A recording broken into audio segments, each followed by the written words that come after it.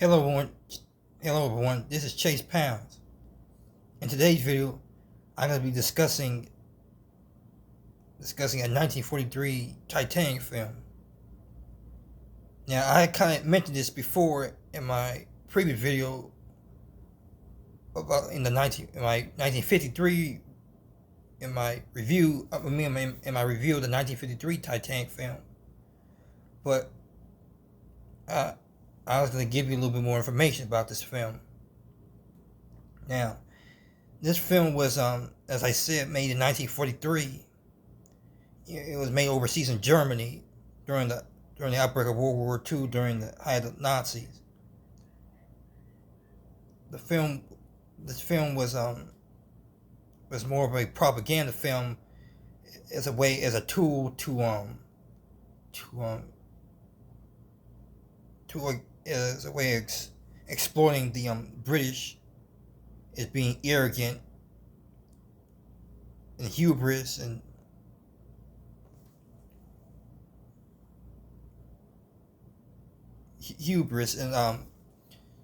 this film betrays the people. Well, mostly betrays the people in the film as being that way. Particularly the characters. Excuse me. Particularly the captain in the film, Captain Smith, and J. Bruce Ismay.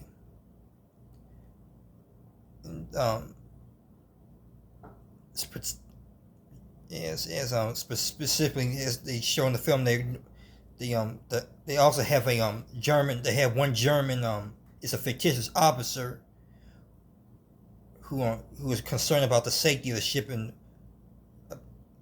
they think that such as they think that they're going too fast and they should be paying attention to ice warning, while the British people, which is Captain Smith and J. Bruce Ismay, or don't think that that their course is fine and that nothing should go amiss. And this, I guess, infuriates the German officer.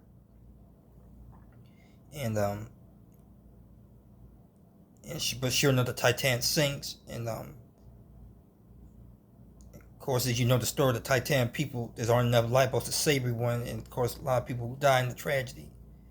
And exactly what happens in the film, and of course, if you're familiar with the story of J. Bruce Ismay, those who not, he actually gets away in the very last lifeboat, where a lot of people, there's always been controversy about him surviving the Titanic, because it was thought at that time that men should have went down with the ship, which was the idea of chivalry at the time, that women should be safe first, the men should stand back and wait to be saved, or even be expected to die in a disaster. It was a form of, again, chivalry. But J. Bruce Ismay was one of the few men to survive even though countless women and children weren't technically being countless women and children had been saved, and he was able to survive. A wealthy man survived. And in this film, it kind of portrays him as being demanding and kind of greedy, kind of I guess kind of selfish in a way. And there's a kind of scene where he's demanding to get into a lifeboat, even though that's not exactly what happened in real life. In the real Titanic, he demands to get in the lifeboat, and of course he's spared and saved. And he stands trial in the film,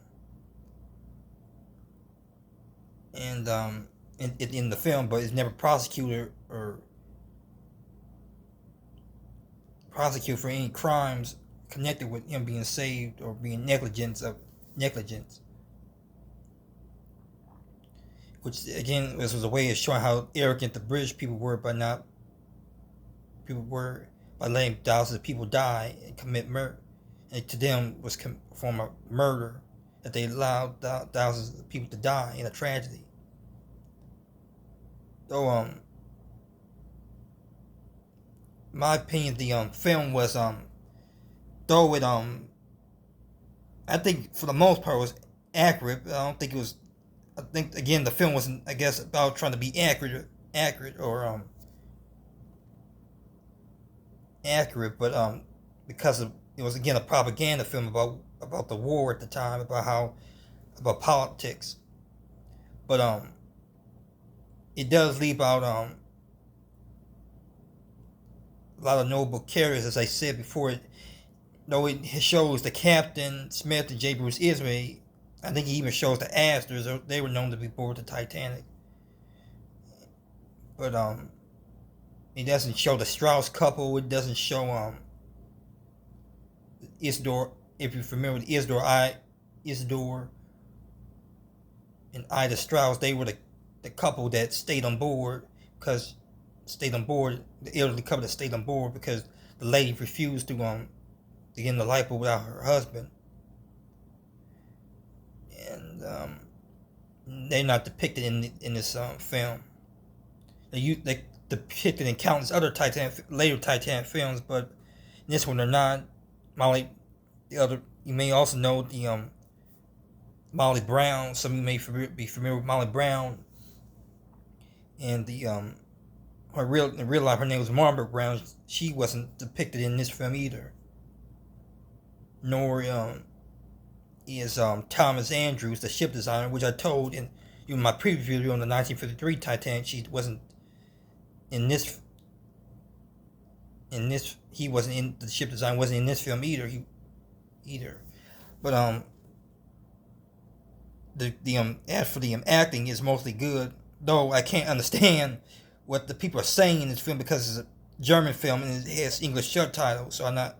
Well, there's words on the screen for you to read. It has subtitles. But as for the acting, it was I guess it would be kind of superb. I guess nice. Special effects in the film, I guess, well to do. Though it was said when the film was made, you could kind of tell in the film that they used a model in the film for the sinking scenes. But they were nicely well done in the interior shots, particularly the scene of the dining room flooding. It was very well done, dramatically well done. And I think the film was, because even though it's a propaganda film, is sending the wrong message of hate and the Nazis, of course. But the film, I think, was well done as a Titanic film. And this was in the day before, as I said, on computers. And it was even before when disaster films weren't really prevalent and popular until the 70s, even before the Poseidon Adventure. Even before the Poseidon Adventure even came out. I think this was quite a feat, a tremendous feat at that time, a film depicting the Titanic. Some back story behind the film is that the director of the film was, I think, Selpine. I forget his last name. He was a German film director. He did some other films I'd never seen before outside the Titanic. But he had issues with the Nazi government. He said some inappropriate things that he shouldn't have said. I guess shouldn't have been said, especially around the Nazis. And he was charged. He was arrested, and I think he ended up committed suicide. And unfortunately for the film itself, it never really was released when it came out in 1943 with the war, and a lot of theaters were being bombed and torn with the war and everything. Though some countries outside where the war was taking place, there were some screenings of the film. Though it's been said the film really didn't become released until the war, 2 years after the war. Specifically in the 50s, it started really being shown. And by the way, some of the scenes were actually, they shot the film, especially the daytime scenes. They was actually on a real ship, a real ocean liner. And the backstory with the ocean liner was that they that the ship actually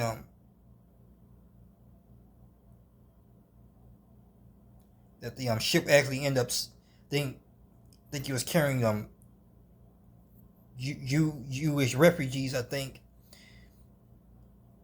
and the ship was shot down and it sank, and people were scrambling off the ship and trying to reach safety.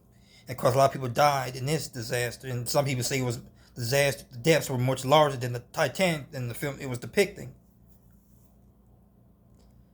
And that's about and there was some also ship film not being released was there was controversy that the film sent the wrong message, especially to people that instilled fear into people, especially of the ship, especially the scene of the people panicking and running off the decks, and there's even some made people afraid, especially of going on ships. But what you expect making the film about the Titanic, though, is gonna make some people uneasy about going on ships if you see a film about ships sinking. But then it shows a brief scene of supposedly a lot of third class passengers behind this. It's like a wall, like a fence, like a gate, and it shows people all stuck behind this fence, are blocked, and I guess I'm not sure this was based off the myth of the third class passengers being separated from the upper decks by gates and barriers. Though the fences in the film don't really look like the gates from on the real Titanic, but which I think was most of the gates were in deep below the ship in the ship's interior. But to some people with the war, some people thought that it represented the Holocaust of the Jews being in behind fences, ready to be killed off, slaughtered, and that's what to some people the film symbolized or made people recollect, and that also was uncomfortable, I guess, to a lot of people, especially the Jewish people. I don't know if they saw the film when it came out, and as I said, this film didn't become released into the 50s, and it actually was. A lot of the footage is recycled into other Titanic films, such as both the film, the TV, and the theatrical version of A Night to Remember. Remember specifically the daytime scenes and scenes of the ship engine room flooding. And then the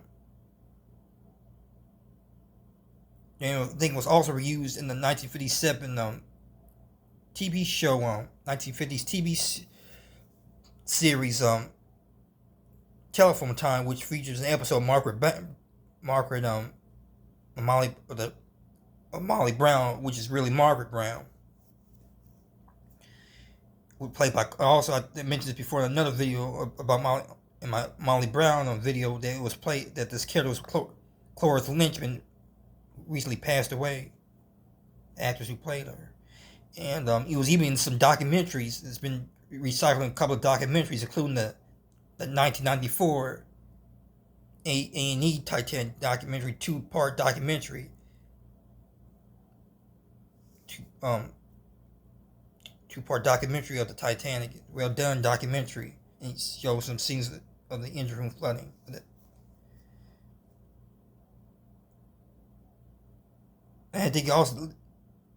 I think he even showed deleted scenes of Raise the Titanic, some deleted scenes that were recycled into the film TV show Voyagers, which also recycled, I guess, also bits and pieces of the 1953 Titanic film as well. And I ain't seen this film many times.